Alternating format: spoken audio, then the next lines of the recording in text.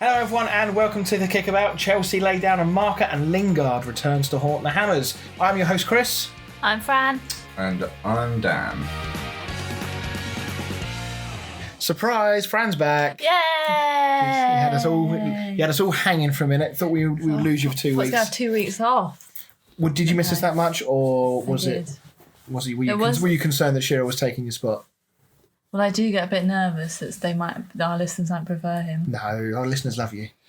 I hope so. He's a Newcastle fan. No one wants a Newcastle fan. No one needs that. No one needs that. Oh dear. Well, I hope you had a nice week off, and I hope you're raring to go. Did you listen to the show? Did you hear me smash down last week? I have heard. I wouldn't say smash. It was a win, therefore it counts as a smash. I've heard it's not going well for Dan.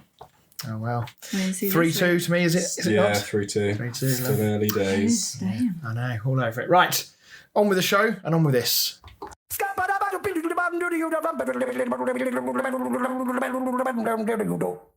Down the stat, man. So I thought I'd go for a Brighton one today. Nice. I didn't want to go for one of the big teams. I thought after the start Wow, they've had, fourth place, man. I think They are a big team the at the start moment. they've had, they deserve it. So only one player has netted more Premier League goals for Brighton than Neil Maupay. Any ideas who that is? in their history of them being in the Premier League. In the Premier League. Okay. I have a feeling I might know who it is. Okay. Might know. For a change, I might actually have a clue. But I've said this in the past and embarrassed myself, so we'll hold off on that one. So, we won't do a Fantasy League update, as we said. We do that sort of every other week. But I will say is that I didn't have a very good weekend this weekend. Completely forgot about my team and left it on Patrick Bamford to be captain. Although that could have been worse. He still got me 10 points. It could have been worse. Mine wasn't great, to be fair, and I did keep an eye on mine, so... Yeah, Traore at the crossbar. Yeah, well, I had Trent who didn't play. Yeah. And then looking at my bench, Ben Rama was the first one to come off the bench in order, but that would have left me with two defenders, so obviously it wouldn't do that, so it skips to the next one. Yeah. Of course, it was Creswell, so I think he got 1 point. Yeah. So, yeah, not a good weekend. I think I've relinquished several places in the league. It's all quite close, though, which is good. Yeah. Right, okay. I guess one other quick thing to mention is that we are working on some other bits and pieces for the show. We've got some merchandise stuff we're looking at, and also we've got a Patreon page for those of you who know or don't know what that is. Effectively, it's a way that you guys can help support the show. It's completely optional, and the show will go on without you doing that anyway.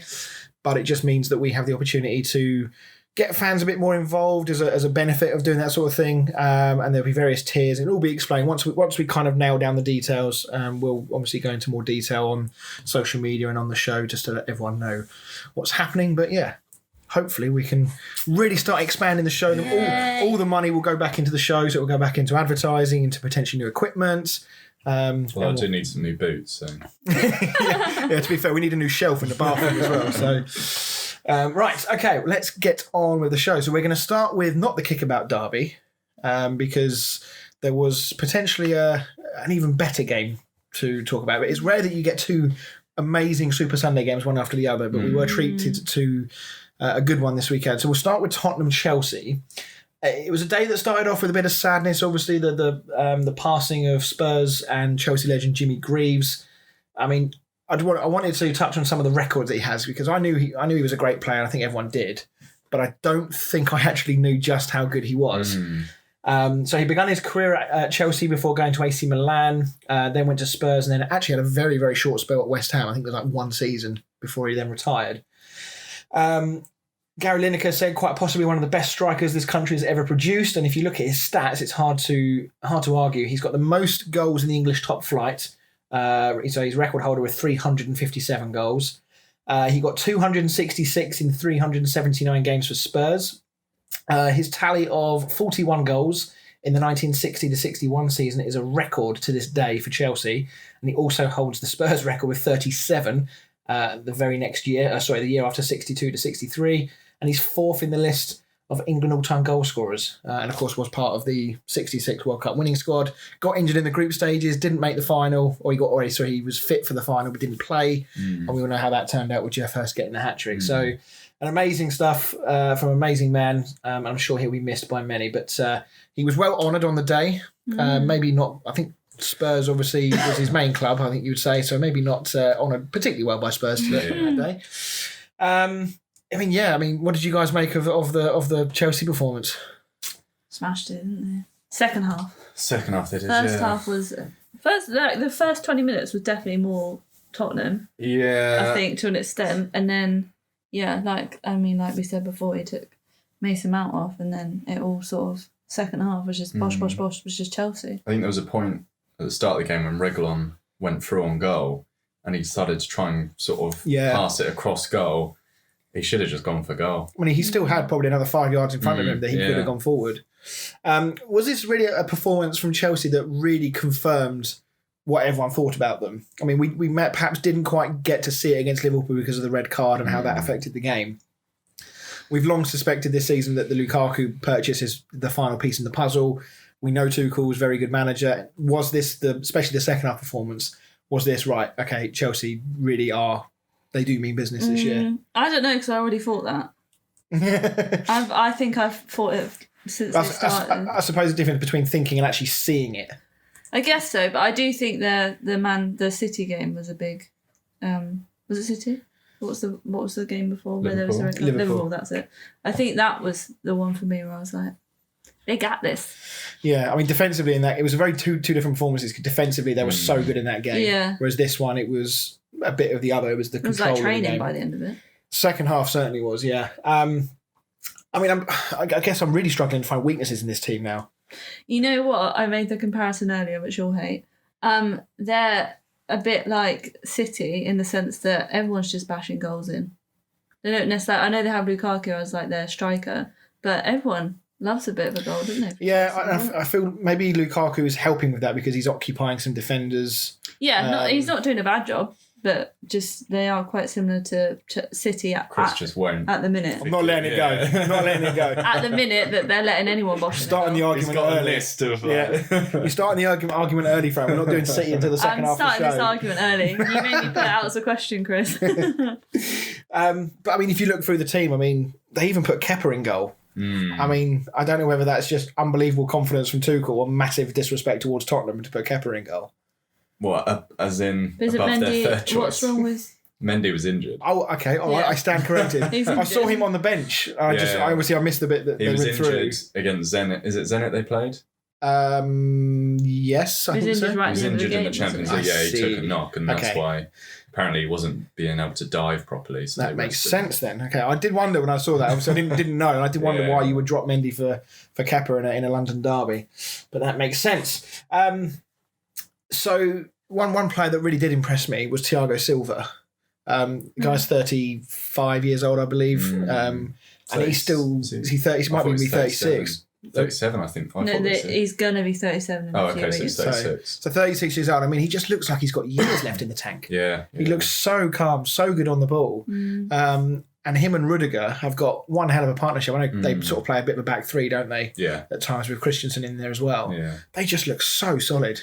I think it helps being at that age, having two other centre-backs playing next to you. I think he'd probably struggle maybe in a back four. What's it the pundits said? They said he was like a rock. They were just like, then they've got this bloody rock at the back of Thiago Silva. They've obviously, one of the other things they needed to fix the other year was defensively, and Thiago Silva was brought in. Didn't hit the ground running initially and then had a few injuries here and there. Yeah. But when he has played, for the most part, he has made a massive difference to that defence. And people talk about the influence that Van Dijk has had on the Liverpool defence. And you would say that Thiago Silva seems to have had a very similar effect on the Chelsea defence. Yeah.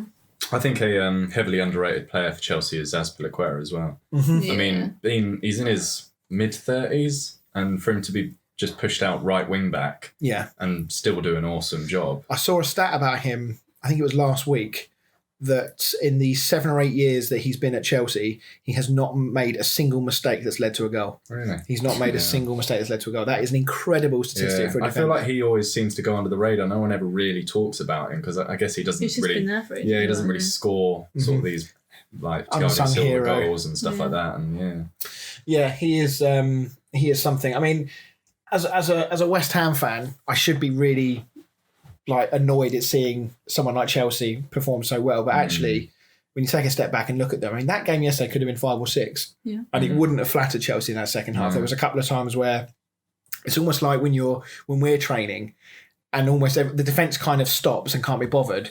You're clean for on goal, and then all of a sudden you can't be bothered to score because it just doesn't seem right that everyone else has stopped. Yeah. And there was a moment where Kovacic went clean through, and it just felt like that. It felt like, why have you not just put that in? Yeah. An amazing performance from Chelsea. Do you think that, or how do you think the game is going to go next week? I mean, City next week is a huge game. Chelsea City next week? Yeah.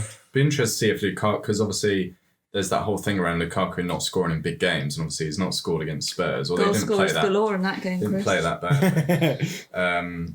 But yeah, it'd be interesting if he can score against City. I think Chelsea. If I were to put money on a team, I would put it on Chelsea. It's at Stamford Bridge as well. Yeah, I would put it on Chelsea. That's going to be one. It's the early game on Saturday as well. So that's that's a BT Sport job at 12:30. Yeah. Why do they do that? So Roy Keane, never one to mince his words, as we all know and love. He was in the studio with Mika Richards and Graham Souness, probably the holy trinity of pundits when you put them all together, and the chemical mix that becomes. You got poor old Mika Richards trying to defend the players and just getting absolutely abused by Souness and Roy Keane.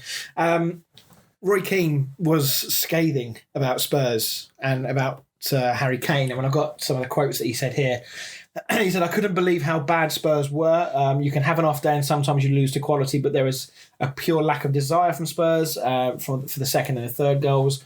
I'm very angry watching Spurs. So I'm pretty angry from watching the difference in desire and wanting to win a football match we see for the second goal. Chelsea won the ball back and Tottenham just didn't do the basics. I'm talking about closing players down and putting your body on the line." Do you think that's harsh, or do you think that that's justified? I don't know. First half, I thought it was a game of two teams, so maybe a little bit harsh. But yeah, second That half. sounds like a Michael Owen quote to me, that one. The Second half, yeah. Second fair half, enough. yeah. I think Chelsea came out to win that game, and Spurs just didn't. I feel like come Spurs back are just out. a bit stuck. They're just like, I feel like they don't know what they're aiming for or Yeah. what they're doing. They're just sort of playing. I know what you mean. It does feel like at the moment they don't really seem to have a play or a game plan No. as such. They obviously started the season quite well. They had the 3-1-0 wins, but it's amazing how quickly that narrative has spun now. Yeah, I just don't think there's enough. enough creativity in that team. For me, like they've got the back four, who are all very. I mean, Tanganga's I know he didn't play in that game, but he's a very defensive right back, a bit like a Wan-Bissaka or Kyle Walker. He's not attacking at all. Reguilon is an attacking fullback, but I mean, we've not really ever seen too much from him so far. No. Then you've got Dyer, who... It's Dyer. Yeah, I won't go to Dyer. Sanchez, again, he's not, like a Thiago Silva or anything like that. So it's a very defensive back four. And then in front, you've got Højbjerg, who is a good player, but again... Yeah, I do rate him. He's more of a ball winner for me. He's not so much like a playmaker. Yeah, you need... probably an informed Dele Alli, really, I guess. And then they've got Skip playing as well, who's also a CDM. Yeah, he's another ball winner as Yeah. well. From what I saw, he's another Højbjerg. So for me, they're playing sort of 6-1-3. Yeah, I mean, you touched on there on Reguilon about him being an attacking fullback. Could you argue that we haven't seen the best from him because he's got nobody in the box to wait, man? Yeah, definitely. I mean, Son, he had moments in the game where he looked like he was going to make something happen. Certainly, I mean, again, first half only. Second half, it was dire from Spurs, but very, very good from Chelsea. And then, of course, Roy Keane moved on to Harry Kane. Never one to not be in and amongst the news. Keane was referring to his body language, the fact that, he's saying that Kane is their talisman, that, they'll look to him when moments aren't great in the team, being captain as well. And he just didn't seem to really... There was nothing from him. It was just his body language was so closed and so down almost. Does he want to be there? Well, against Palace, he didn't have a single shot, did he? No. And it's the first time he's gone 4 games without scoring a goal since 2015. Yeah, and that's telling, really telling. And he's only had 4 shots on goal this season. I think, well, that's just wearing off on all the team, I think. I just think they're just lost. I mean, this really isn't the Harry Kane we know. So I think that it's, when everyone is talking about it, it's very easy to sit here and pass judgment and throw opinions out there on what's going on with Harry Kane's mind. But when you see Harry Kane now compared to the 3 or 4, 5 seasons that we've seen him before, there is so obviously a difference. It can't just be that he's not quite 100% fit or the team isn't quite fully firing. Because even when Spurs went through moments like that, Kane was always there still scoring goals. I was talking to Fran's brother over the weekend and was talking to him about Kane, and he was saying that obviously Kane had that sort of thing where he was famous for not being able to score in August. Oh, of course, yeah, I forgot about it. And obviously that was the first 3 games of the season usually. Whereas this time he's not had a pre-season. He didn't play those first 3 games of the season. And so it's almost sort of carried on through September. September's the new August. Yeah. I suppose there's an argument for saying that he still played catch up a little bit. But with the fact that these footballers are supposed to be keeping themselves in shape, they're training every single day. I don't know whether I would buy that as the reason. I mean, I don't think it can be an excuse. You can't really be one of the best strikers in the world and not be able to score in August, to be honest. Yeah. I mean, one of the issues that keeps coming up as well is that he's still coming very, very deep to try and get the ball and get on the ball. Yeah, that's one of my biggest bugbears with Kane. It's funny, isn't it? Because when he started doing that for Mourinho, we were all lauding him about how amazing it was that he was everywhere. He was defending, he was putting his body on the line, he was everywhere. But he was still scoring goals and he was creating a lot of goals. Because that part has now dried up, the narrative is, we'll stop coming so deep to get the ball, go back up front. But when he did that at the weekend, I mean, when he swapped at some point in the second half with Son, I think it was, and Kane went back up through the middle, again, it was just completely dried up and I don't think he barely touched the ball. Yeah, I just don't think he needs to be doing the CDM and the right back and everyone else's jobs. He needs to be concentrating on his own job, especially when he's not scoring goals. If he's scoring 1-2 goals every game, then fair enough. If he can manage to do the defensive duties as well, then fair enough. But when you're having 0 shots against Palace and I don't know, 1 shot against Chelsea, whatever he had, I don't know what he had, but when you're not having any shots, then you need to be as far up the pitch as possible, as often as possible. Yeah, and I just feel like that he's just not occupying. If defenders are having it easy against Spurs because the centre-backs aren't having to mark anybody. And I remember actually, I've done 4 FA coaching badges. Most of them was when I was a lot younger. But I distinctly remember one of the sessions on the level 2 was that when they were doing like an attack v defence style drill, what they were very keen to emphasise is that they don't want players cramming spaces. Now, it sounds very obvious to say that you don't want to have sort of bees around a honeypot type stuff. But he said one of the reasons you don't want to do it is because if you've got the ball, Dan, and I'm running at you to come and get the ball, what that's telling you subliminally is that I don't trust you enough to do something with it, therefore give it to me. And it sort of feels like that's what's going on with Harry Kane, that he's dropping into all these positions. Maybe he doesn't have the faith in the team and then he feels like he's got to do it. Yeah. Be interested if he did the same thing at somewhere like City. Yeah. I don't think Guardiola wouldn't let him. No, I was going to say, I don't think Guardiola would let him. No. I mean, Souness goes on to say that Jose Mourinho was credited with finding this new position for Harry Kane when he came deep and all that. Kane is someone who can see a pass and he's a very good striker of the ball. We saw that goal he scored for England from long range against Poland, was it? I think. Yeah. And he said for strikers. Sorry, let me start again. He said he really came home during the recent England game against Poland when the ball was going wide. He was making no attempt to get into the box and he's sort of almost looking for the ball to be rolled back to him. For strikers, as they get older, they like to drop deeper as they don't want to be up against the centre half. And he said, that's what I'm beginning to see in Harry Kane. I hope I'm wrong, but he doesn't feel like he's playing as a centre forward. And it's almost like somebody needs to point out to him that he is a centre forward. So does he have a point there? Do you think that this is just sort of like a natural... I mean, he's only 27, 28? Yeah. I mean, I would expect that sort of comment to be put at a striker who's maybe about 32, 33. So I don't know I really don't know what the fix is here. Is Nuno the man to fix it, I guess is the question. Fix Harry Kane, fix Spurs. Oh, big statement. Love that. Maybe they should put that headline. Maybe they should put that on a mug and then give it to Nuno. So yeah, it's Spurs won 5 of their first 4 games 1-0. All of a sudden in the week they've conceded 8 goals now. Obviously they conceded 2 midweek in Europe. Lost 2 Premier League games and drawn in Europe this week. They've got Wolves, Arsenal and Villa. Their next 3. Football does change very quickly, as we just sort of said. And all of a sudden, you get 2 wins from those 3. Arsenal's their next game, then, isn't it? Is it? Maybe Wolves is a cup game. Maybe I've got that. Yeah. Maybe I've got that wrong. I'm pretty sure they've got Arsenal. Yes, you're right. Yeah, because we're talking about the North London derby. Let's hope they win that. So yeah, it is amazing how football can change that quickly, as we said. So a win against Arsenal, especially North London derby, that will probably My brother just said shut the a few people only up. good thing about being a Spurs fan at the moment is that he's not an Arsenal fan. Well, I mean, we'll say that. I might as well say it now, actually. Simon next door, he put on Instagram about, I hope you guys mentioned that this so-called worst start for Arsenal this season, if they beat Spurs next week, all of a sudden they've got the same points as Spurs do. Yeah. Yeah. Yeah. I've seen so much from Arsenal fans, like, going large and stuff that, you know, they're making their way back up the table, but...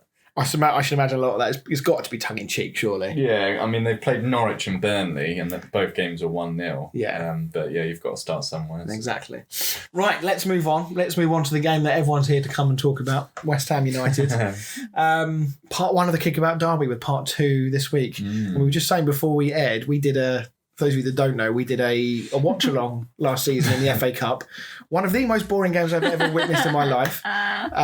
We toyed with the idea of, like, doing something this weekend or even just going to the pub, but you guys had prior arrangements, so we couldn't. But what a game this would have been to I wish we stream. had. We've done 2 watch-alongs, haven't we? One for England, one for... Oh, yeah, we did the West England-Scotland Ham. game, didn't we? Both have been poor, so... Maybe I'll do it on next time we play you at Old Trafford, just so I can guarantee we'll get a point.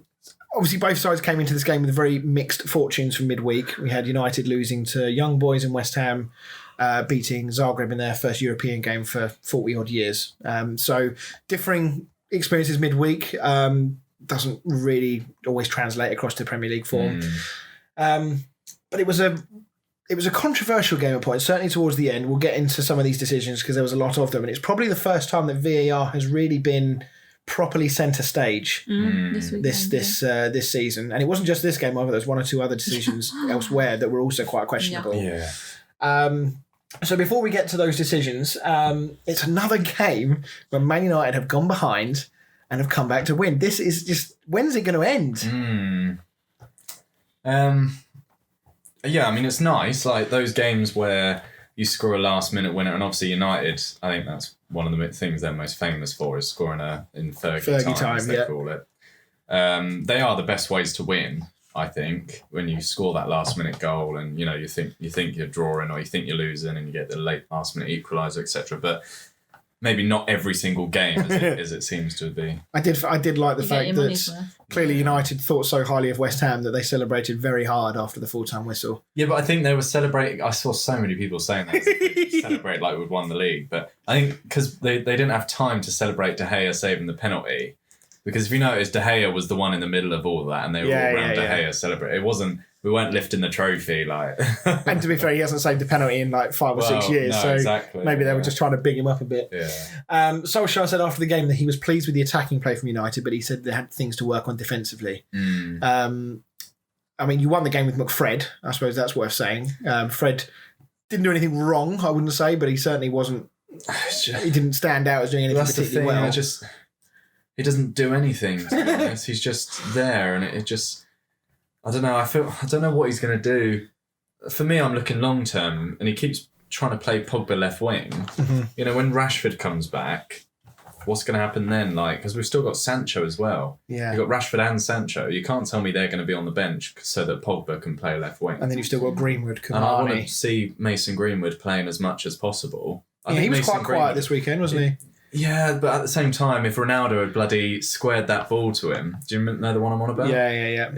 Ronaldo went through and then he tried to do a few step overs and I think he kicked it against one of your defenders. If it had just laid that across, Greenwood would have had... Is that the one where Kufal came sliding back in and then Zuma got him on the second attempt? But Greenwood was open then. But yeah, other than that, he was fairly quiet. But yeah, I mean, defensively, there were some shaky moments, particularly... I mean, Maguire looked pretty assured. He had the odd moment here and there, but Varane looked quite shaky in the weekend. Yeah. Does that worry you at all? Not really. I think he's still bedding in. We've seen it. Well, you saw with Thiago Silva last season. Mm-hmm. I mean, his very first game, he gave away a goal. He fell over the ball, didn't he? Yeah. So, and he's one of the best centre-backs in the world. So, you know, for Varane to have the odd shaky game, I'm not too fussed. Yeah.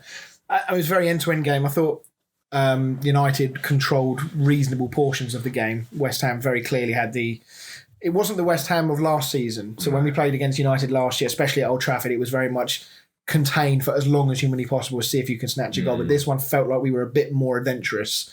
And when we had the ball, we did make good use of it at times and played some good stuff. We took the lead through a massive slice of luck from Ben Rama's shot, which went polar opposite side of the goal. And I've got I sort of put my neck out here a little bit because I said, obviously, that Man City would struggle without a striker this year. We will get to that. But West Ham, despite Bowen's effort, seriously missed Antonio, I think, in this game as well. So, I said that as well during the transfer window. I said, West Ham need to sign a striker. And you said, well, we have got Bowen out front. I think if this had been against not a team like United, we probably would have got away with it. Yeah. Because Bowen actually did work very hard. He did do his best, but he's not Antonio. He's not got that presence, that strength, the hold-up play, the aerial ability. When we're getting people like Creswell on the ball from those areas and he's looking up and he's thinking, who the fuck do I aim for? I've got to put this pin perfect between the two defenders and hope that somebody's there, because otherwise you're aiming at Fornals, Bowen or Vlasic, who are all about 5'4". But does this not worry you for the future? Massively. Because obviously I know Antonio was only banned, so he's coming straight back. It's not like he's coming back from an injury, but we all know what he's like for injuries. It worries me more because of Europe as well. So it's going to be very interesting to see how Moyes handles this, because there's no way Antonio can play 2 games a week every week. And he obviously played Thursday, and I suspect he only played the full 90 because Moyes knew he wasn't playing Saturday or Sunday. Sorry. I wonder if he'll play on Wednesday. I suspect he will. Do you think? I suspect he will play because we've got Leeds next weekend. I suspect he will play Tuesday. He probably won't play the full 90. Yeah. He'll play against Leeds and then he won't play in Europe. He could smash Leeds.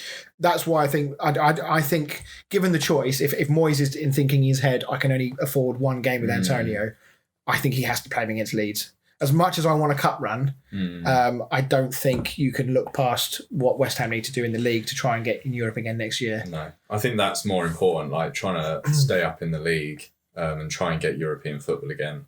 I mean, at the end of the day, if you're going to go on a cup run, Carabao Cup's probably the least favourable one. But do you know what the worst thing about this striker situation is not that we haven't signed anyone, that's bad enough, is that we've actually let 1 or 2 of the youngsters go who are strikers. So Antonio is literally, even including youth, the only recognised striker in the entire West Ham squad. I don't know what we've got at like under 18 level, but you can't chuck them in, can you? So yeah, people are going to have to dig in. I mean, Yarmolenko was rubbish when he came on. He was lethargic. I think Moyes was even having a go at him at one point for his lack of effort when he came on. He looked like he was already knackered when he came on. I don't know if he just done like a couple of laps of the car park before he came on. But yeah, he was poor. Yeah, I know he won the penalty, but he was very poor. So let's talk United just briefly on the goals. Ronaldo, I mean, it was a given he was going to score. A, because he's Ronaldo, and B, because he's got a very good record against West Ham. Yeah. But another worldie of a ball in from Fernandes. Yeah. You think about his ball midweek. He's unfortunate not to get the assist as well. Of course, yeah, because it was a rebound, so he won't get credited with the assist. No. You say unfortunate, is that because he's in your dream team? No, he's not in my dream team. Okay. No, I just feel for him, because obviously I think a lot of people... I mean, if you talk about dreams, I think a lot of people took him out, including me. Yeah. Because you sort of thought, now Ronaldo's in, he's going to be on pens, maybe free kicks, and Bruno won't have that influence. But well, it's interesting because what we didn't take into account with that is that Man United are no longer going to be given any penalties. Yeah, God. It's gone from one extreme to the other, isn't it? But I think Ronaldo compliments Bruno. Yeah, the fact that he's always on the end of these balls. So it was very interesting in this constant Ronaldo-Messi debate about who's the better player and this and that and the other. We finally got the opportunity to see Messi in a different league. And I know it's very early in his PSG career, but you look at what happened at the weekend. I don't know if you saw this. Yeah. So since this holy trio of PSG strikers has started, the only one who's been really scoring is Ander Herrera. He's been the one banging in the goals. Messi was hauled off after about 70 minutes, I'm going to say, on his debut. Hadn't scored or anything, and he snubbed a handshake from Pochettino as he walked past him on the bench. Completely blanked him and gave him the evils as well. And when I look at Ronaldo, and I've said this before, I've always thought that Ronaldo was the more selfish person. Without, I would have expected that more from Ronaldo than I would have done from Lionel Messi.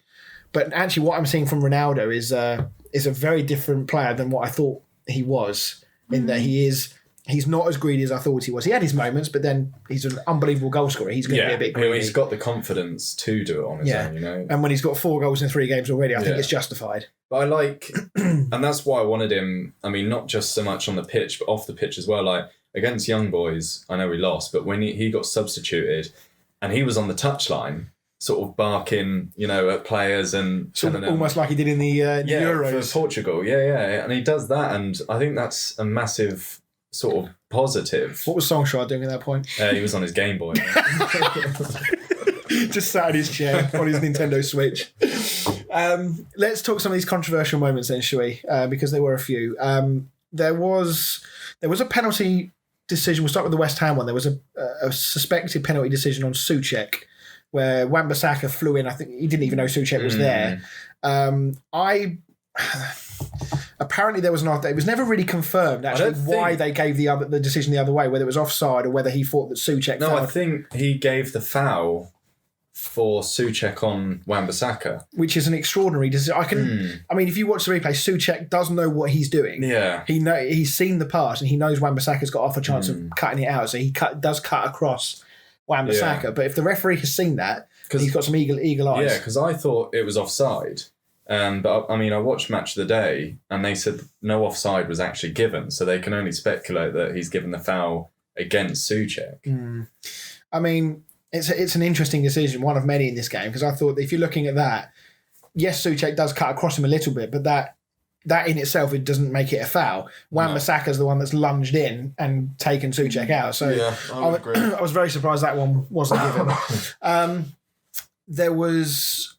Apparently, I keep reading there was 3 potential Ronaldo penalties. Yeah, I mean... Are they talking about the pullback from Creswell? Yeah, that's never a penalty.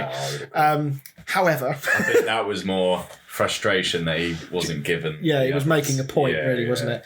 However, there were 2 which were a little bit clearer.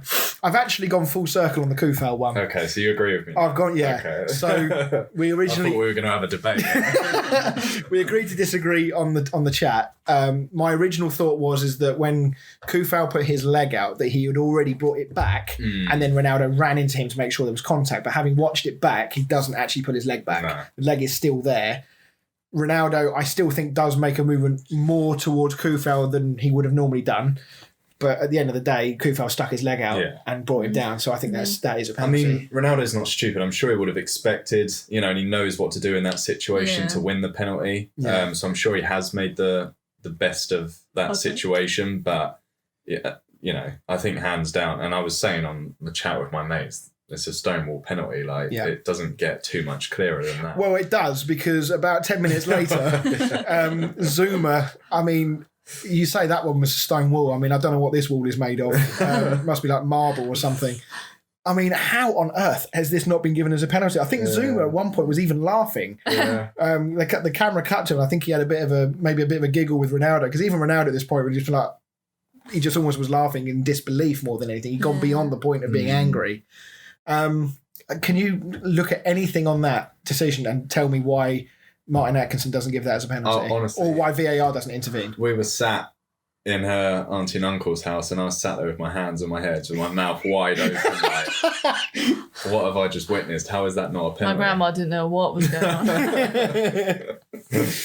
It's just, I mean, the only thing that I can think of for both this one and the Kufal one is that the referee, for some reason, has decided that because Ronaldo has initiated the contact, therefore it's not a penalty. So we've just spoken about how he maybe just diverted into Kufal, but on this one, if you watch the replay, he does throw himself down before the challenge actually hits him. For me, though, that doesn't change the fact that it's still a clear penalty. No. If that had been outside the box, it would have been a free kick. And probably a yellow card. I just don't... I think Zuma was superb in that game, but my God, he got away with one there. Yeah. Okay, next moment, Lingard's goal. I'm pretty sure I said on here last week that I bet Lingard would score, and I said it in the week. I said I'm gonna put a 5 on him scoring because I know it's going to happen, and I didn't, and I'm really annoyed. It was a great goal. It was an amazing goal. Lingard got a really good reception from the West Ham fans, both when he was warming up and when he came on. So there was a lot of warmth there. He applauded the fans. They probably don't like him now. No, I saw a few videos from West Ham fans. Oh, really? They were like videoing the game, and it was a bit like, no, wanker. Yeah, it was as soon as he again, Zuma was very good. That was the only mistake he made, was letting Lingard come inside like he did. Even so, Lingard's still got an awful lot to do from where he is, and it's an amazing finish. And it was a case of you watching it, and as soon as he hit it, you're like, no, please don't, please don't, please don't. And then, of course, it next was in the top corner. He didn't really celebrate, which I had a viral comment, we shall say, on Facebook that went a bit mad about the fact that I said, I don't particularly care if he'd celebrated. As long as he doesn't go and rub it in West Ham fans' faces, I don't see why football fans get so precious about this. Yeah, and at the end of the day, it was a loan. Do you know what I mean? If he played for you properly for like 2 or 3 years, yeah. etc., you can't like not celebrate against every loan club you play for. Yeah, and even, I mean, to be honest, you can celebrate a goal and be respectful to the other team at the same time. And for me, if I'm a Man United fan, if I see one of my players, or any other fan in this situation, if I see my player not celebrating a goal, I'm like, but you fucking we pay your wages, you play for us. I'm not expecting you to do an Adebayor and go and like run off the length of the pitch and celebrate in front of the fans. But him not celebrating made me think even more like, why did you not join them? Yeah, like if you've refused a contract, like you're not playing for us other than coming off the bench, and now you won't celebrate against them. It's just strange for me, but he's trying to be respectful. Yeah. Bruno and Ronaldo were very keen for him to not be respectful, weren't they? Shoving him, egging him on to celebrate. And then, of course, we get to one of the most incredible moments that I've seen from West Ham games in a long, long time. 95th minute, the aforementioned Yarmolenko, who was poor, wins a penalty, which I think was correctly given. I think his arm sort of was in a natural position, because when you kind of put your leg out to block that your arm does come out. But at the same time, when your arm is that far from your body, you're asking for trouble. We literally had a mirror penalty last week, didn't we?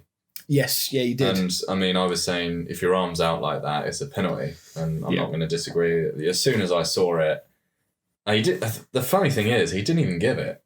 No, he didn't. VAR changed it. And the linesman had a clear view of that as well. I think that it's Atkinson, wasn't it? I think he had one of the worst games of his life, to be honest. Yeah, I think really, he was really shocking.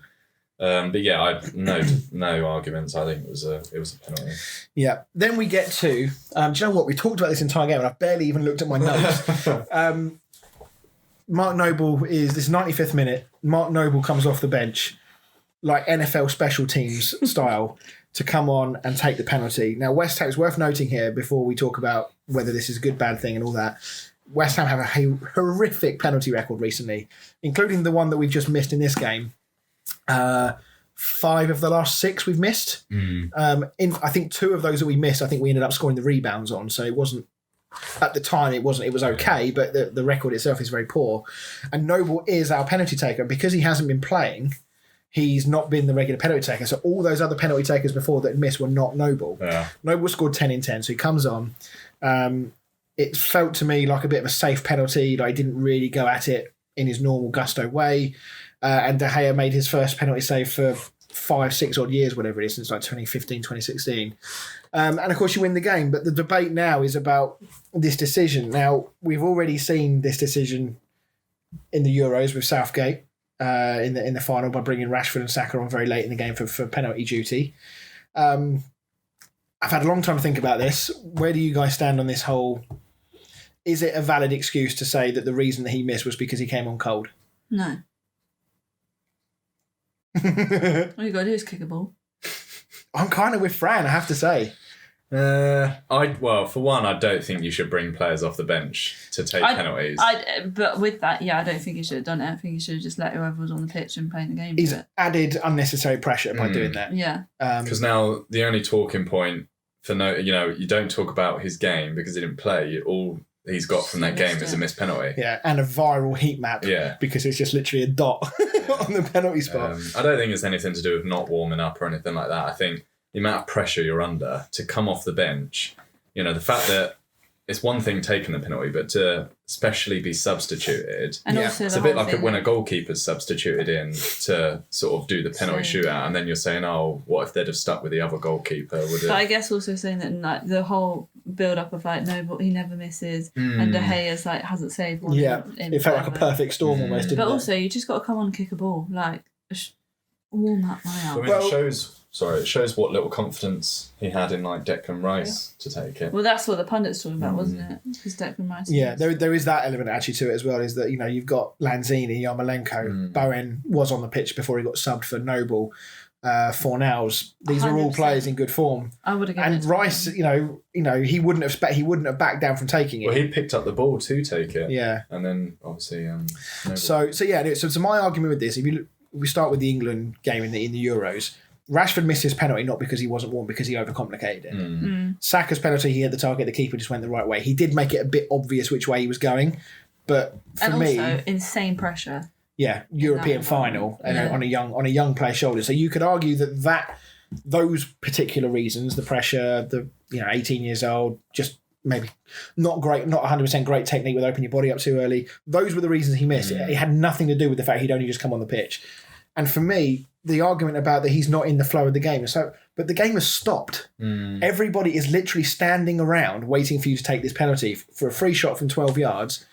He will be warm into so much the fact that he can kick a ball without injuring himself. And this is a man who's played over 500 games for West Ham. He's our primary penalty taker for the last decade or however long it's been. He's taken a lot of high pressure penalties.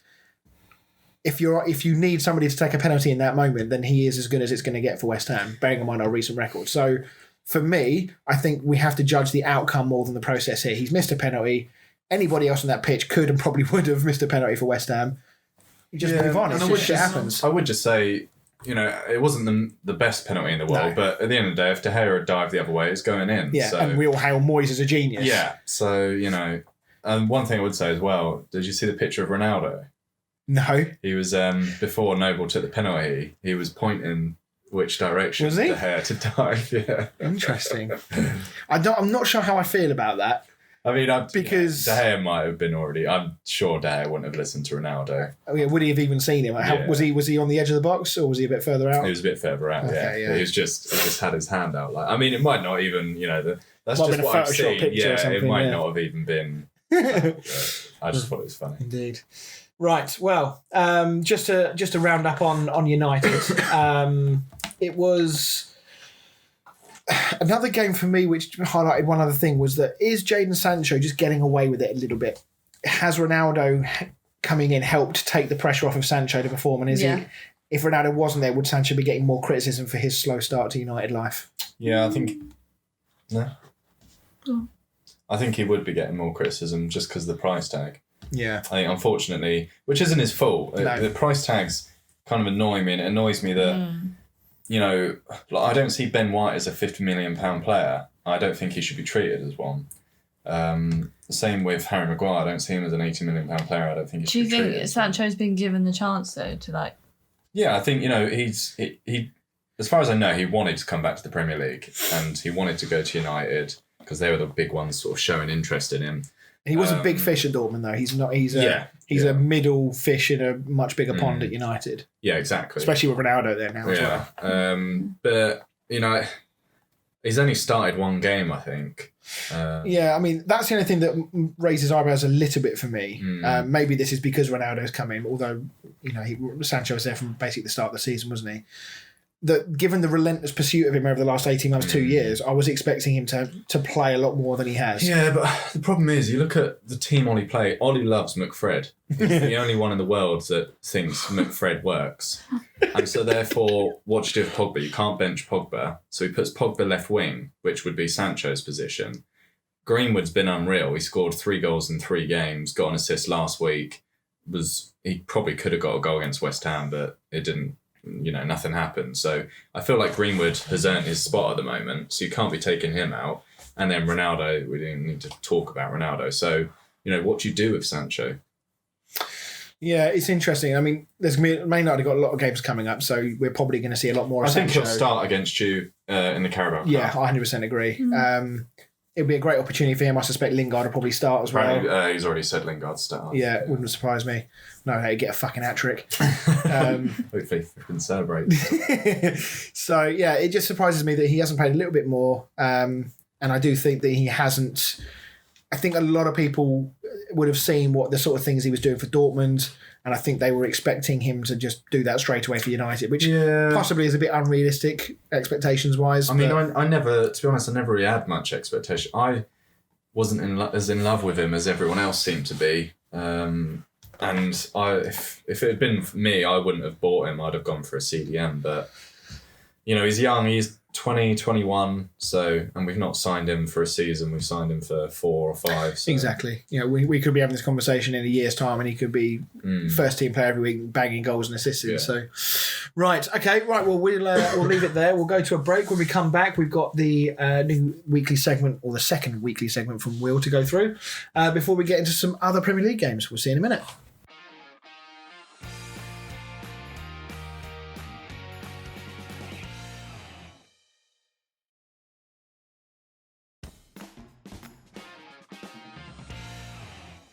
Hey everyone, and welcome back to the show. So before we get into the rest of the Premier League chat, let's get into the new weekly segment from Will from the Rugby Blindside.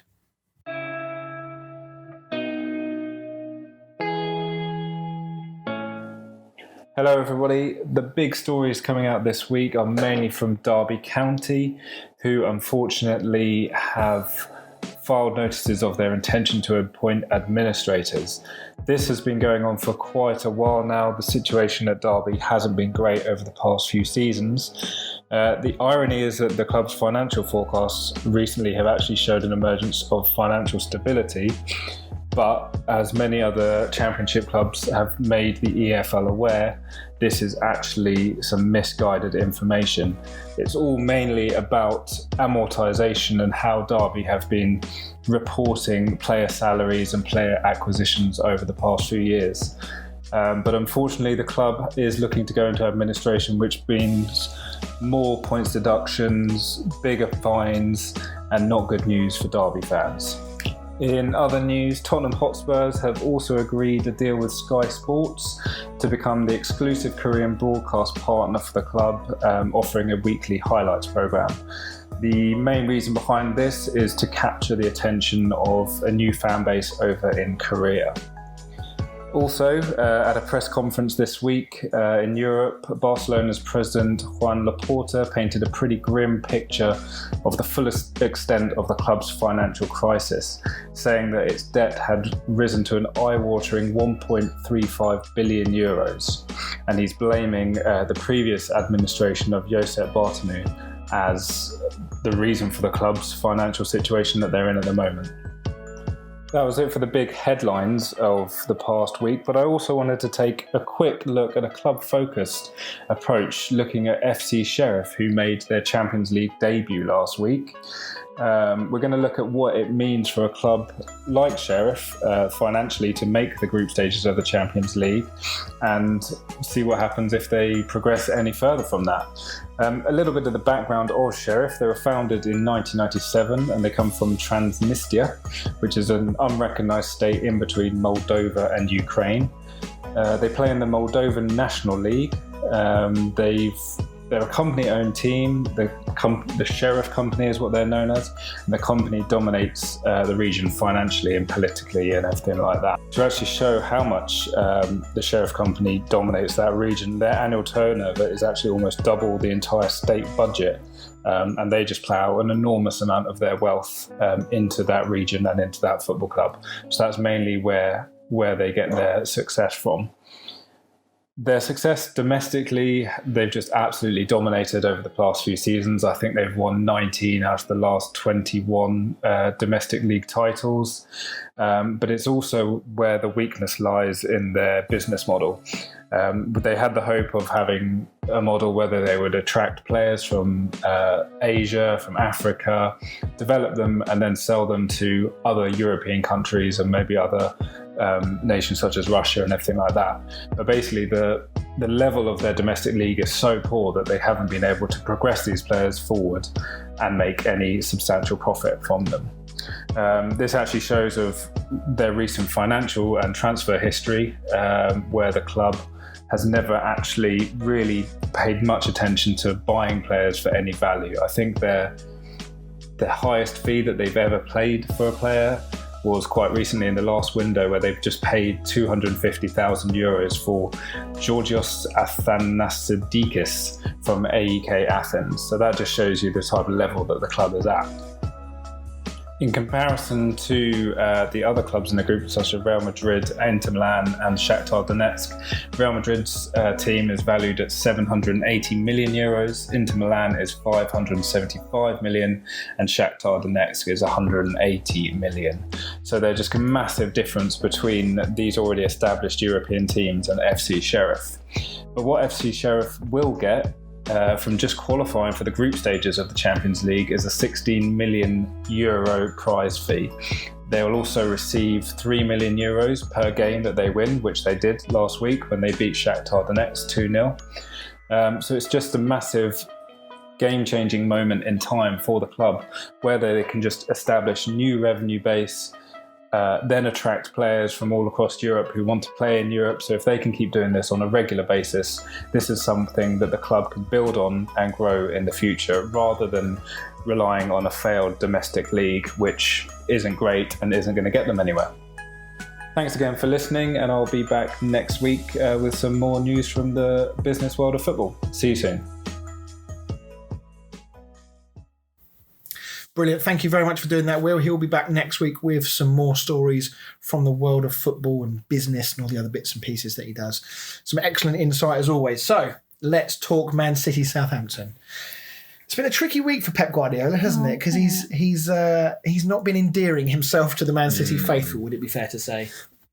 Yeah. I think he actually annoyed quite a few fans with his comment during the Champions League game.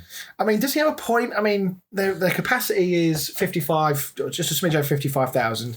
They got just over 38,000.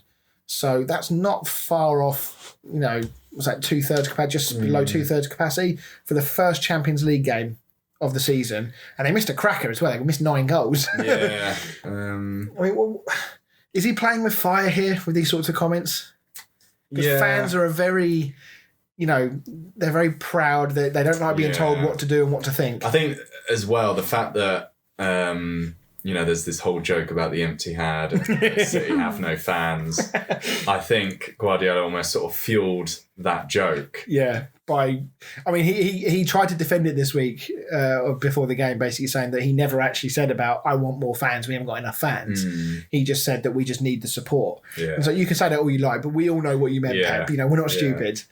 So I think the fact that it backfired and they drew 0-0 after he said that as well. The irony is amazing that after he made the plea, they got not far off a full house. Yeah. And then only managed one shot on target in the 90th minute, which if people had been leaving the game early, they wouldn't even have seen. So there were 2 VAR incidents in this game. One was to overturn a decision on Kyle Walker, which was originally given as a penalty and a red card. What did we feel on this decision? Do we feel like it was right to overturn it, or should it have stayed as it was? I think this was really difficult to call. Now, for me, VAR has always been about clear and obvious errors. I don't know if there was enough clear and obvious with this one to overturn it. Yeah. Well, yeah, exactly that. I think, like you say, it's got to be clear and obvious. Because I can't remember which Southampton player it is. Is it was it Redmond? I honestly can't remember who it was. To be honest. But Kyle Walker, it was a really clumsy tackle. You can see what he's trying to do, that he's trying to cut across the player and sort of protect the ball as it goes through to Edison. But because he gets it wrong, he literally flattens the Southampton striker. And I don't understand how you can say that is a clear and obvious mistake and therefore overturn it. Yeah. It was one of those for VAR and referees this weekend. Yeah, I mean, it was always bound to happen. The VAR was bound to revert to type a little bit, and refereeing decisions were bound to revert to type. I will say for referees, though, that I am enjoying, they are all seemingly doing a good job and letting the game flow a bit more. Yeah. I will say that. But yeah, I guess all these things are subjective, right? It's an individual person's opinion and their interpretation of what is and what isn't a clear foul. So it's always going to divide opinion. But I think sometimes when they're quite clear cut like that, a bit like the ones in the West Ham United game, you're kind of scratching your head as to what has that person seen, what other piece of information have they got that we haven't seen that makes them think that you could overturn that. There was also an offside against Raheem Sterling for a late goal. Looked just about okay though, didn't it? That it was the right call. Yeah. I think, the margins have become bigger. So the fact that, it was given, I don't think... Half of his foot was offside. Yeah, but I don't think it's as bad as it used to be, when it was like a hairline or it was his fingernail. Now you can be a bit more like, it's offside. Yeah. Right. Let's get to it. Let's get to the big chat. Let's get to the thing that's probably going to break up our trio. We're going to have to do like a reunion tour in 20 years and make sure we're all on the same page. Are City missing a striker? We talked about this before. Before we get into what we think, whether our opinions have changed on this, let's get to... There's a lot of coughing going on tonight. Are we all right, guys? Let's get to what the fans thought. We put a question out earlier today, whether or not the fans think that City are missing a striker. Fran, what did everyone say? For once, just one word from Joe Morton. I was really surprised. He must have got called away to do something. Either hungover. Can't be bothered. So we've got most teams have an option to interchange their forward line as well as the main striker. I just think they will struggle in the league but could do well in Europe. Interesting take. I see what he means because when you play in Europe tend to be a bit more open because teams have to go for it. It's a group stage. If you lay down and try and defend, you're not going to get anywhere. Whereas in the league, because it's 38 games, teams might be happy to do what Southampton did at the weekend and try and contain them. So that's a fair point, yeah. They have loads of firepower there. The one player that might complete them is Origi. Oh, that was Simon. So for context, Simon hates Origi with an absolute passion and would happily drive him to whichever club he gets sold to. So, Dave McGregor, wasn't Jesus a striker before Pep turned him into a winger? And he did this to suit the way he wants his current team set out with a fluid front line. Do you not think City could get a striker if they really wanted one? Are they waiting for Haaland? I hope so, because otherwise it really brings into question what the thinking is here. For me, anyway. Yeah. Apparently, Jesus didn't want to be a striker and he wanted to be a winger.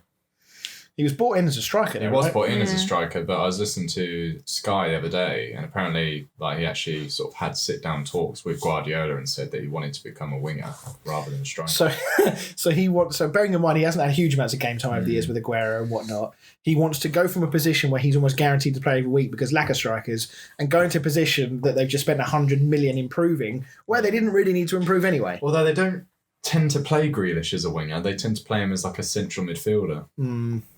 It goes back to Dave's point about the fluid front line, doesn't it? About the fact that they do interchange. Guardiola sort of championed that tactic when he was at Barcelona. So it's interesting, but is Jesus good enough to get in front of Sterling, Grealish, Ferran Torres, Mahrez? Apparently he is. Well, that's true. Sterling's not been playing that much, has he? I wonder if there's a little bit of a problem there with Sterling, because there were some rumours flying around last year that he wasn't happy with his game time. I said already this season that I think when he gave a post-match interview, he looked really quite stern and not particularly happy. So I wonder if we'll start seeing some stuff coming out if things don't change about whether he wants to stay there or not. Problem is, I think... Where would he go? I was going to say, but if you go to City, I feel like you've got to know that you're not going to be playing every game.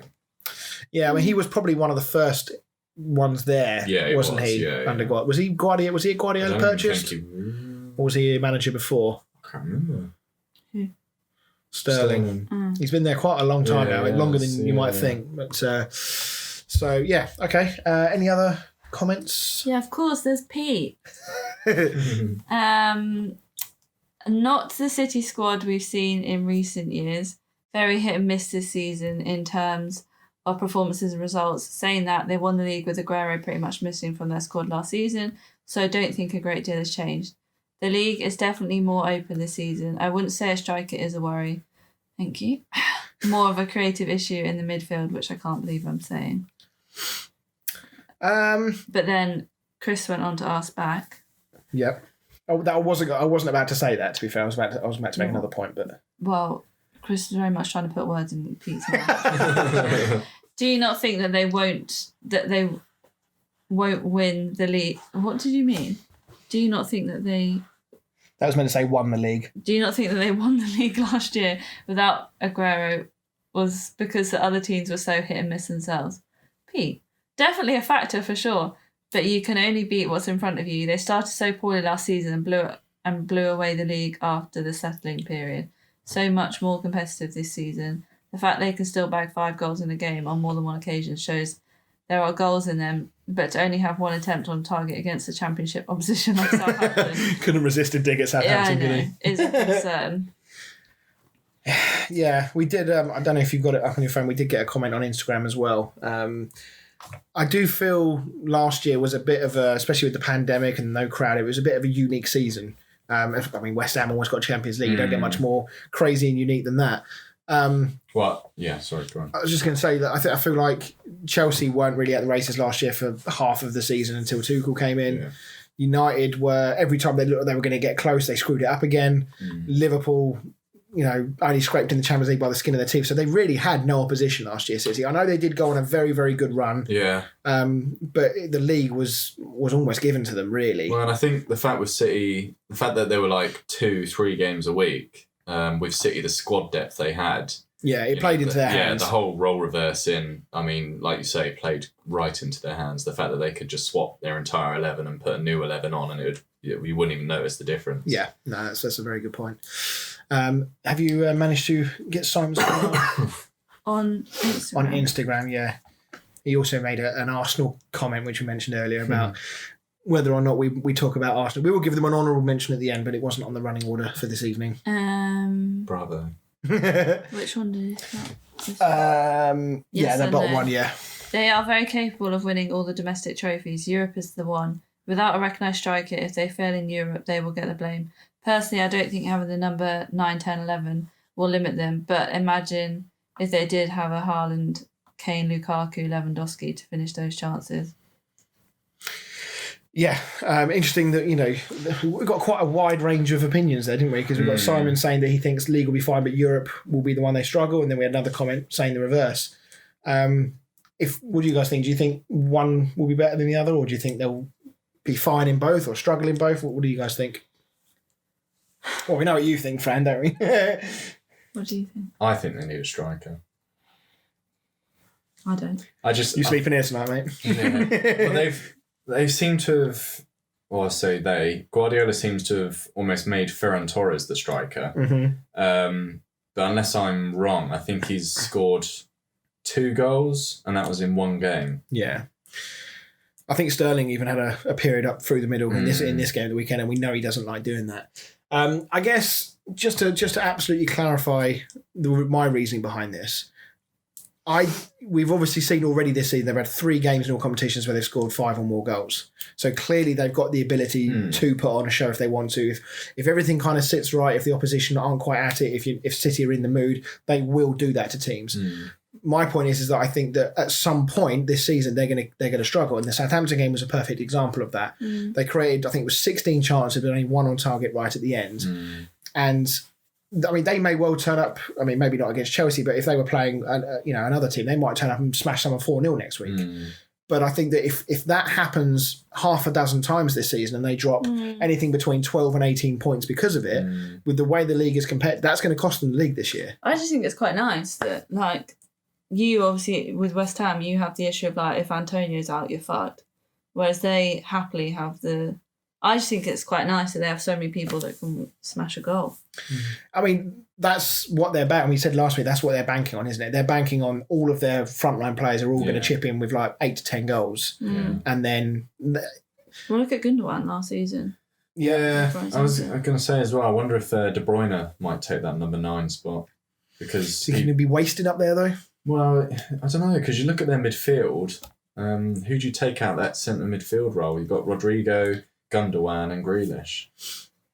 Yeah, and you still got Fernandinho. I know he's coming to the end of his career, but he's still in the mix as well. Yeah, look, Pep knows better than we do. Let's be honest. Pep knows best. Excuse me, he knows his squad better than we do. I just feel like this conversation that comes up in the media and with us as well, when we see this this is going to happen several times this season, I think. And I just feel that I don't know, when we talked about Chelsea earlier, when we said about that you thought it was goals coming from all angles, it it goes understated sometimes when that happens, is that the centre backs are so occupied with someone like Lukaku that they then can't track those midfield runners as well. And I think I guess if I put it to you like this, if Van Dijk is playing against anybody, who do you think he's more worried about coming up against? Chelsea with Lukaku, United with Ronaldo, or City with like Ferran Torres or Sterling? Who do you think he's more worried about as a defender in his particular role? Because obviously he's obviously got to defend. He's got to keep a clean sheet, but his primary role is to deal with whoever's playing up front. Yeah, but now you've said it like that, I think he'd be more worried about City. You reckon? The fact that they've got 3, 4, 5 players that can score.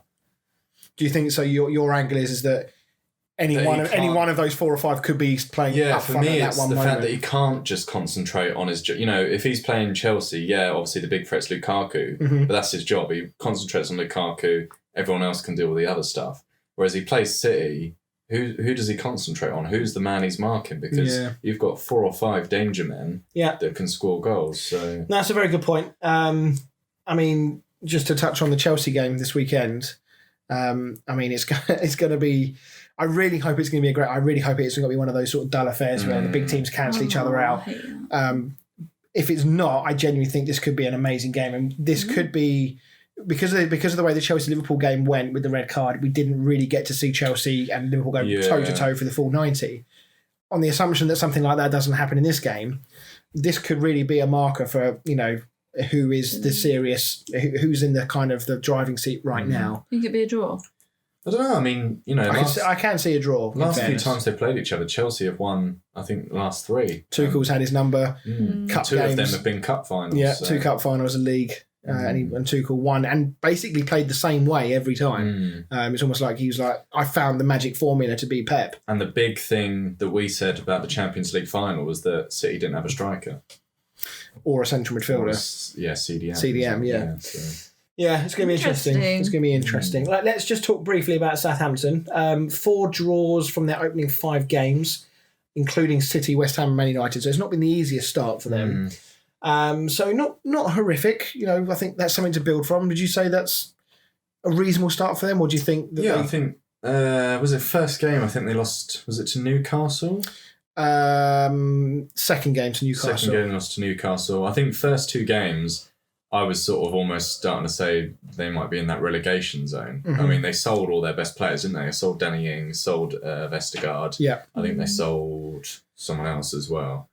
But I mean, the last 2 games, they've kept clean sheet against City and they've kept a clean sheet against West Ham. So 2 of the highest scoring teams 2 of the highest scoring teams in the league. Yeah, so I mean, the Wolves next is the big one. Wolves, we'll talk about them in a minute. It's live on Sky on Sunday. It's a game that both teams will be desperate to win for different reasons. Southampton's season, it's not, I wouldn't say it's stuttering because of the games they've had, but Wolves most certainly is. So 3 points to either side will be huge. Yeah, and Wolves have only scored 1 goal.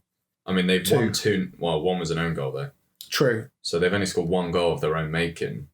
And that was their new player that came off the bench. Yeah. So the starting 11 that started every game haven't actually scored any goals. They've created the most chances out of any other team. They just can't score. Yeah, I mean, talking of goals, I mean, that is the only thing I worry about for Southampton is where these goals are going to come from. Danny Ings obviously was a huge contributor to that last season for them. They signed Adam Armstrong, but he's only got 1 so far this season. Yeah. James Ward-Prowse and Ellenussi have got the other 1 goal each. If they don't start putting in a few goals, again, appreciate the teams they've played. You're not going to be scoring 2 and 3 against United and City and West Ham. But if they don't start putting a few in the back of the net, it's going to get an issue for them because the pressure mounts on the defence to try and keep clean sheets every week. Yeah, and clean sheets, as nice as they are, they don't win you games alone. So no, exactly. So I think they'll be happy with their start of the season, but I think they do need this Wolves game is massive for them. If they can win that game. I haven't looked at their fixtures beyond that, but if they can win that, it gives them a bit of a right. Come on, our season's going now. Now we can build and maybe crawl up the table a little bit. Let's talk Aston Villa Everton. First loss for Rafa Benitez with a much depleted side. It has to be said. No Richarlison, Dominic Calvert-Lewin, Coleman, or Pickford, which meant Big Rondon got his debut. How did you feel he did, Dan? We didn't score, so not great. I did see there was one chance he had, I think it was in the first half, where it was fizzed into him, and most strikers would have done something to try and divert the ball towards goal first time. But he took what was quite a nice first touch, but unfortunately it took him away from the goal and just narrowed the angle, and he couldn't get the shot away. Villa obviously took the spoils. Also a debut for Begovic, of course, as well, with Pickford not playing. Villa took the spoils. Great goal from Matty Cash. Oh, what a sublime goal that was. Every time I look at him, Jack Grealish in the making. It is. I just look at him and I think, oh, Grealish. Oh, yeah, it's not him as it is, Matty Cash. Did I hear right in the week that he's got Polish parentage and there's a chance that he could end up playing for Poland? I never heard that. I'm sure it was him they were talking about. I'll have to fact check that because that could be completely missing the mark there. But I'm pretty sure it was him. An own goal in the middle of that as well, and Leon Bailey came on. It was a very short cameo for him. Yeah, he got injured. He was only on the pitch for 18 minutes or 20 minutes before he went off injured. But it was a hell of a goal and a hell of a performance from him. Yeah, he looks. I mean, I rated him when he was at Leverkusen. To be fair, I think he'll be a very good player when he eventually gets himself settled in. Yeah, and he's one of the players they brought in to fill that void from Jack Grealish. Villa looked all right in this game as a whole. Yeah, looked really good. I didn't see that result coming at all, to be honest. No, I mean, I'll be honest, I didn't know the injury issues that Everton had before I saw the result. But what it does do is draw into question actually the strength and depth of Everton. Because granted, those four players there are big players, but clearly the players that are coming in are not quite up to the grade. Rondon hasn't played in the Premier League for a number of years. We don't know what he's going to be like having played in China. There were some strange signings. Damari Gray's worked out quite well. He's worked out well, but he's not worked at any of his other previous clubs, so that was a massive gamble. And I feel like Andros Townsend is a very streaky player. Yeah. He'll do a good thing and then you won't see him for 3 or 4 games. And I can't remember the other player they signed. I think it was another free signing. I feel like they signed 4. Well, they had Begovic, didn't they? Begovic. I mean, from an Aston Villa point of view, they're now 10th in the league. They've not had the easiest of starts. It's not going to get any easier, is it, looking at their next 3 games? No. Chelsea, United and Spurs to come. That's not the easiest run of games, is it? No goals for Ollie Watkins this year yet. No, he did miss the first few games, though. He's only played, I think, 180 odd minutes or so. Do you think, that what we saw from him last year, do you think that he's going to be negatively affected by Ings turning up? We talked about it earlier in the season, how he's going to be pushed out wide. Do you feel like that we are not going to ever see him in an England shirt again, effectively, is my question? Yeah, unfortunately not. I think Danny Ings has taken that central role. I think in one of the games, the first game he came back, they did actually play like a 4-4-2. But I just don't think you can get away with 4-4-2 nowadays, to be honest. No, I think, I suppose the one saving grace is that Ings has got an injury in him. So Watkins will undoubtedly get the opportunity to play through the middle again. So it's going to be down to whether he can take that opportunity and potentially keep Ings out the side if he does well. I think it's a shame, really, because he did have such a great season last season. For him to... And he scored for England on his debut. For him to be the fall guy, I think, is a shame. Yeah, it is. From an Everton point of view, they've now conceded 10 goals this season in their last 4 Premier League away games. That's as many as they'd conceded in their previous 14 in the road on the competition. Luca Dean, he had an afternoon to forget, didn't he? Yeah, he's not been that great, I don't think, this season so far. No, I always had a few question marks defensively about him anyway. But going forward, he always looked really, really good. And he's not been, so far anyway, he's not been able to meet that sort of expectation. But he obviously scored the own goal. He switched off for the first goal for Matty Cash and he allowed Matty Cash to get wrong side of him. Great finish, nonetheless, and he's still got a lot to do from there, but it was the original mistake. And we just talked about the strength and depth there. So, on the assumption that if Everton don't have these players around, you can't rely on these players to be there every single week because 9 times out of 10 they are going to have periods out with injuries. Dominic Calvert-Lewin has got an injury in him. Yeah. I'm not sure Pickford is that big of a player that he's going to make that much of a difference. Coleman is in his mid-30s. Coleman's getting on a bit, and Richarlison, I know the record of him in the team and their results is swayed to the point where, they need him. But, so yeah, if you take Richarlison and Dominic Calvert-Lewin as the 2 big ones there, are they really struggling if 1 or 2 of them don't play? Well, I feel like I don't know how much Benitez thought Rondon was sort of going to be playing this season, but potentially going to be playing a bigger role than he maybe thought. Yeah, I mean, I don't want to talk too negatively about Everton because they have had a very good start to the season. Yeah. They're still sixth in the league right now, so it's not that we're looking at them and thinking they're going to struggle this year. No. I think that the start they had, the fact that Benitez in charge, I think maybe expectations were maybe a bit higher than they should be. Would that be fair? Yeah, because I think everyone sort of assumed he'd come in and make them this just defensively solid unit, whereas I actually think they look the weakest at the back. Yeah, I agree. They look good going forwards, but no, I agree. And then they got Norwich next, which is the team that everybody wants to play to bounce back from a loss. They've not had a very nice run, have they? They've had an awful run, absolutely awful. Yes. So we'll touch on them in a moment. Let's just quickly talk Wolves-Brentford before we close with a couple of honourable mentions. Massive win for Brentford, and the more I watch them, the more I think that they are very much at home in the Premier League. They look very comfortable, very calm, and very assured of themselves. They kept saying that. The pundits kept saying that. I mean, they've had 4 clean sheets, 3 clean sheets. I mean, they're not scoring many goals, but they're doing enough. They're trying. They're doing enough to get points, and ultimately for a team like Brentford, whose sole purpose this season is to make sure they survive, they've made a very, very good start, haven't they? Yeah. What did you make of Ivan Toney in this game and his start to the season overall? I thought the first game against Arsenal, he was unreal. The way he just sort of controlled the ball, and I think you can see what they do. Like, he's the target man, and then Mbeumo is the one that runs off him and sort of creates the chances. But yeah, I think he's taken to the Premier League really well. I kind of wish I'd maybe hanged on to him in my PL team a little bit longer. I can't say I'd really noticed him until this game, but I feel like that's maybe because I hadn't watched them on match. Yeah.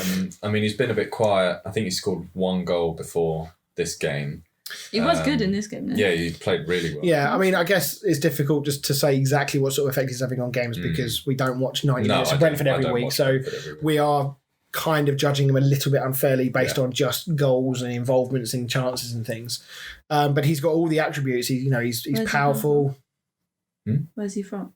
In country. No, as in like what? So he was at Brentford last season. Oh, he was. Record number of goals in the Championship last year. He was at Peterborough before that, I think. So he's come up through the leagues. Yeah. He was at Newcastle. He came through Newcastle's youth team. Yeah, and they got rid of him because he wasn't good enough. They need him now. They do. So yeah, and then just talking on Ivan Toney, the first goal. I mean, Fernando Marcao, I think that's how you pronounce his name, the Wolves defender. I think clearly he's taken out the wrong sport. Yeah, because what he was doing. This is possibly one of the most obvious, stupid, mindless, reckless challenges I've ever seen, and it was like right in front of the referee. Really, as well though, like they showed it, the camera angle behind the referee. The referee was actually waving no to start with, and then I think he obviously thought, no, yeah, that's different. It's in rugby. It was incredible because it genuinely was rugby. Because if you imagine Toney having the ball in his hands. This guy was holding on to him and dragging him down by his waist by the end of this. I mean, if I was... I can't remember what the Wolves manager name is now. I've got it written down here somewhere. Bruno Lage, however you pronounce the surname. If I was him, I'd be absolutely fuming with that because you're under the cosh. You've not had a great start of the season. You're not scoring goals. You do not need your defenders giving away penalties like that. So... What a penalty it was as well. Oh, man. You don't see many one-step penalties. So chill. Yeah, really. I wish he was playing for West Ham. We could have done with him against United. And then, I mean, Toney was a constant thorn in the side. I mean, the second goal was quite weird because I didn't feel like Toney or Kilman were running particularly fast. And then all of a sudden it looked like Kilman had the opportunity to get the tackle in, but didn't really...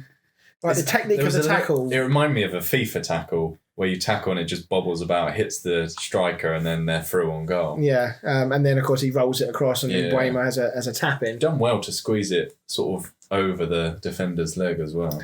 Yeah, I mean, both sides rattled the crossbar throughout the game. But they just look so comfortable. And this is their first top-flight season for 70-odd years. And they've had many promotion or playoff heartaches over the years as well. And for them to just come into the Premier League and just settle the way they have, I mean, it's quite Sheffield United-esque of the first season there in the Premier League. Yeah. So where do you think the limit is for them this season? I I don't want to get too ahead of ourselves. No, here. I don't see them doing a Sheffield and sort of being up there for European places, but I think they could quite easily finish mid-table at this point. Yeah, I mean, it's worth noting it's been a quite favourable run of fixtures. They've not played any of the bigger boys. It will be interesting to see how they get on. But I think because of that, we talked about the negative side of having a bad start with Norwich, that their confidence is now completely shot. Whereas Brentford, they've done the other way around. They've had an easier start. Yeah. Their confidence is high. So when they play these bigger teams, they'll be more, confident of being able to sneak a result. So it's going to be intriguing when they come up against the likes of Liverpool and Chelsea and United and whatnot. So let's talk Wolves. Traore's barren run goes on. I think I had a look at his stats. I've got them here. 4,500 dribbles, 3,500 turns, 500 kilometres sprinted, 400 shots and 0 goals. To be fair, in that game, he should have had 2 returns. That shot that hit the crossbar that was deflected, that was unlucky. Oh, he hit that really very hard, didn't he? That was end of a strike. And then I think it was towards the end of the game when he absolutely donned their left back. I don't know how he got past him. He was like right on the touchline. He sort of managed to knock it past, run around him, and then he sort of did a cross just as it was going out, and Jimenez somehow headed it wide from right in front of the goal. Yeah, it's a bit of a problem for Wolves right now, Traore, because nobody's scoring for them at the moment. As you mentioned earlier, they've only got 1 goal from open play that they've scored. And as you said, they got the own goal as well. They failed to score in 4 of their 5 opening fixtures. So they've not really got anything to show for their efforts. And this Bruno Lage is quite clearly keen to persist with Traore. He's put a lot of faith in him by playing him through the middle. They've brought in another striker from Leipzig. So Jimenez hasn't quite been able to find his feet yet. Well, I think that's more the problem than Traore. The Jimenez? Yeah, I think Jimenez has been more the problem because I've watched Traore only because he's been in my team. I have been watching willing him on. Yeah, but he does. I don't think he's in there to be a goal scorer. He does create chances because he does sort of get past players and he whips the ball in. Unfortunately, Jimenez has just not been his sort of old self. Yeah. So you feel like if Jimenez puts a few in, all of a sudden things are going to change. Gets back to his old self, you start to see more from Traore because he is getting the balls in and that, and we all know he can't score. He's not a goal scorer. Yeah, we've not seen a huge amount from players like Daniel Podence either. He had a couple of really good games last season. And Neto, I think, is injured as well. So maybe things will change when those guys get back into the fold. Obviously, that Trincao from Barcelona, he hasn't really done too much yet. The interesting, Jimenez actually took his head guard off. Did he? Yeah, because he missed a header and then he took it off and threw it on the floor and carried on playing. So was that a covering the embarrassment of missing that he's blaming on the headband? Actually, yeah. I don't imagine his doctors would be particularly happy with him taking that off. They asked the manager about it afterwards, and he sort of said, sometimes when you wear these things, that it affects the direction of the ball. Does it? Okay. Okay. Right. Well, it's shaping up to be a tricky season for Wolves at the moment. Yeah. Let's just do a quick couple of honourable mentions because there was actually a couple of other things to talk about that we just didn't have time to put in the running order. Brighton. Outside title contenders. Yeah. 4th in the league. It's unbelievable stuff. They've had another brilliant performance. And Leicester, meanwhile, 2 wins from 5. They've had the joint least amount of shots out of any Premier League team as well. That's crazy, isn't it? I think it's gone under the radar a bit, actually, how much Leicester have really struggled so far this season. But as we say, on the other hand, Brighton just going from strength to strength. They just seem riding this wave of positivity, sitting 4th and... Well, did you watch the game at all? I saw the highlights, yeah. So what did you think about the penalty? So for me, it's not the handball. It's the fact that Morpé's holding his arm and pulling him down. Yeah. He's like sort of bear hugging his arm. And then Vestergaard's like... For me, it was a free kick to Vestergaard more than a penalty. Yeah. If Morpé hadn't been holding him and he'd done it, I think fair enough. But because Morpé is, as you say, doing an impression of that Wolves defender from earlier, I think that that was quite harsh. Yeah. I can't remind me, was it given or was it a VAR overturned one? VAR. No, it was given, and then they checked VAR, and then they gave it still. Saved it. Okay. Yeah. But I don't know if they actually looked, because they were obviously looking at the fact, was it handball, was it not handball? I don't think they even looked at the fact, was it a foul, was it not a foul? Was there a foul in the build-up? Okay. Arsenal got another well-needed win. We touched on them earlier. Yeah. We said Arteta needed wins from the Norwich and Burnley games. He's duly got them. It was I think it's those situations where results are much more important than the performances. They obviously created a lot of chances against Norwich, only scored the one scrappy goal. This one was a bit more of a scrappy affair. No real particularly clear opportunities, just that one moment of magic from Odegaard from the free kick. So it is amazing to think that, one more win against Spurs next weekend and all of a sudden they're level on points with Spurs. And football, I don't think until Arsenal come against better opposition and really start controlling games, I was going to say, I don't think this narrative is going away. I think this is a massive game for them. Not only is it Spurs, but it's a game where they can sort of say, we have here. Changed. Yeah. We've improved. I mean, Burnley aren't pushovers, but you look at Norwich and Burnley, I don't think you can say, we're going to be fighting for Europe. No, it's a bit of it's one of those games where you're in a no-win situation, because if you beat Norwich and Burnley, well, you're expected to because you're Arsenal. But if you lose, it's a huge story. Yeah. But they got the job done. They got the 6 points, which is what they needed. It gives them something to build on. 2 clean sheets as well, which will be big for the confidence. Ramsdale played in both of them as well. Yeah.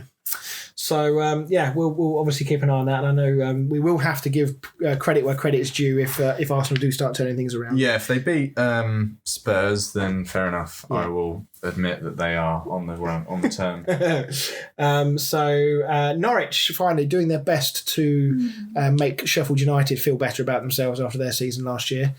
Yeah. Had an awful run, as we've said, but they are just not showing anything right now. I mean, I'm literally seeing people already writing them off and saying that they're as good as gone. I mean, it is great. We're not even into October yet, and people are already writing off Norwich. But when you see the performances, obviously this weekend was a massive game for them, losing 3-1 to Watford. Yeah, that's at home as well. That's really damning. I think that was the game they really needed to get those 3 points in, and like you say, they were smashed. It wasn't like a close game and they were unlucky. They were smashed. Yeah, literally the only positive from that is that Pukki scored. Yeah. That's the only positive from that they can take from that game. Did you see the stat about his goal as well? No. It was his first goal, Premier League goal from open play in 24 games. Wow. I mean, therein lies the problem for Norwich. Their recruitment every time they come up to the Premier League is not good enough to survive. No. So, right, okay, so that wraps up all our Premier League stuff. We'll get on to the quiz in a moment, but before that, let's get through the stats.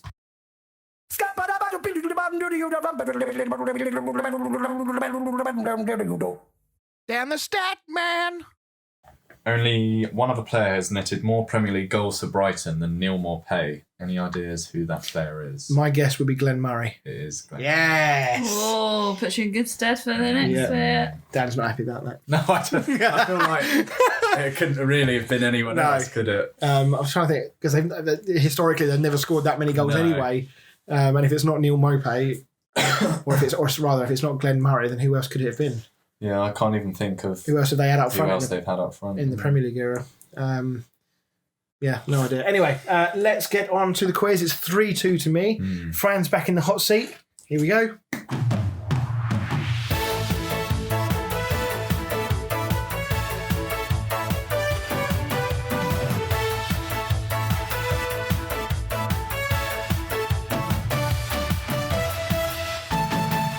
Welcome back to Football with Fran.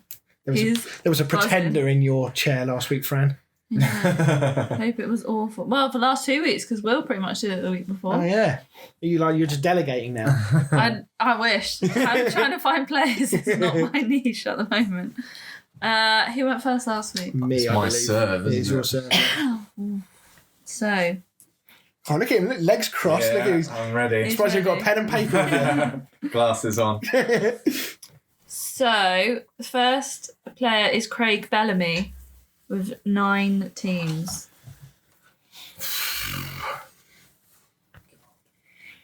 Any thoughts? We are on a podcast, so it's verbal. Yeah.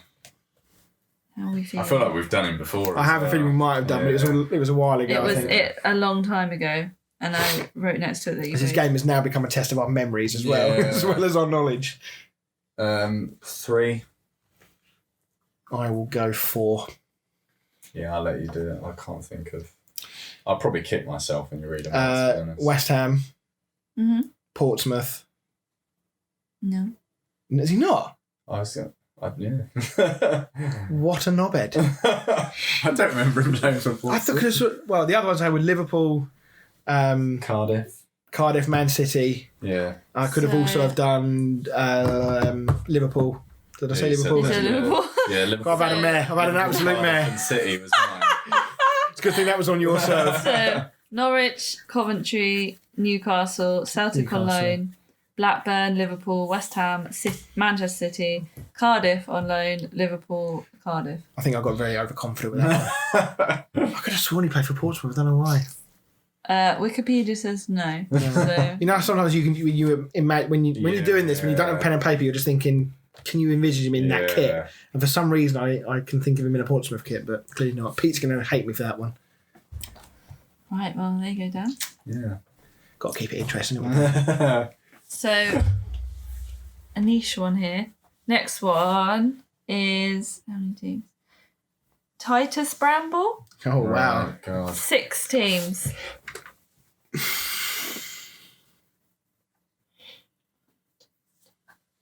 Yeah, definitely 6. I will start the bidding with 3. Daniel.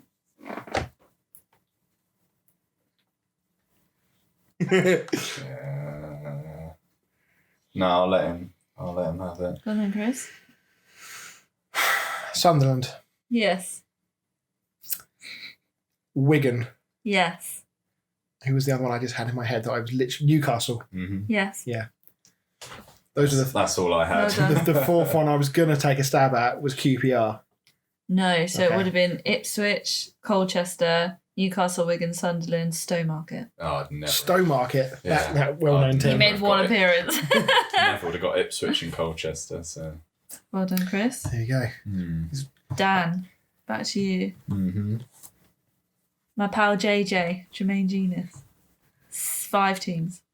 This is a tough one, this one. Mm. If you get the bid right.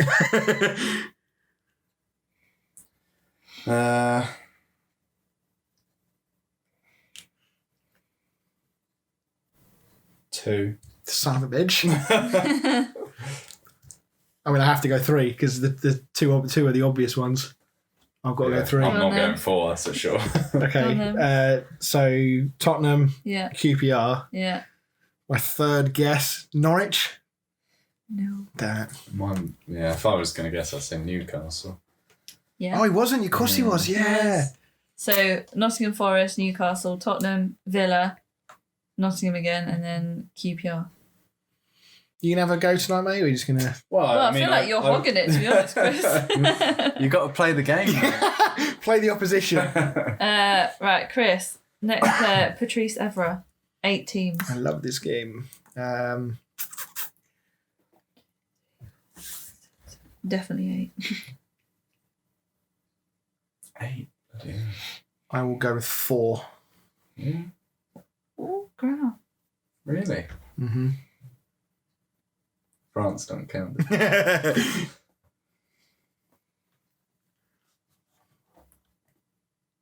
Are we throwing it back to Chris? Yeah, I don't think I can do 5. I'll let you do your 4. Go on then, Chris. Man United, Yeah, Marseille, yeah, West Ham, yeah. Juventus. Yeah, Mhm. smashed it. Yeah. Oh, 2 all. My 4. I can't think of any. At the start, Masala? Marseille. Marseille? I don't want to look in case I see. It's not Marseille. Oh. You can see it.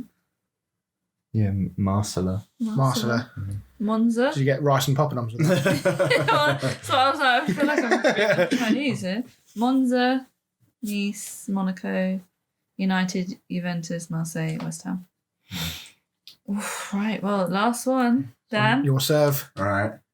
Should be actually your niche, but we'll see how this goes. I feel like I've done a Mark Noble now. Put pressure on you. David Beckham. Oh, what is this? What is this? What an absolute home run that is. That is 6. disgraceful. 6 teams? As a Man United fan, I expect you to name all Yeah, I 6. feel like I've put mad pressure on you now. All 6. I expect you to be able to name. I think you should be able to do 5 or Chris, not all leave 6. him alone. Is it 6? 6, yeah. For our listeners, Dan cannot count in his head, so he's using his fingers. I can do 5. Yeah, I think we can both do the 5. It's who was that last one? I think I know who the 6th one was personally, Go on but it will be a. Well, I need to guess, don't I? I think one of them is alone. then. We can do it. I'm pretty sure. I'm going to go 6. I'm pretty Doing sure it. I know where he went on loan. Go on, him. All yours. So United, Yeah, Real Madrid, yeah, AC Milan, yeah, LA Galaxy. yeah.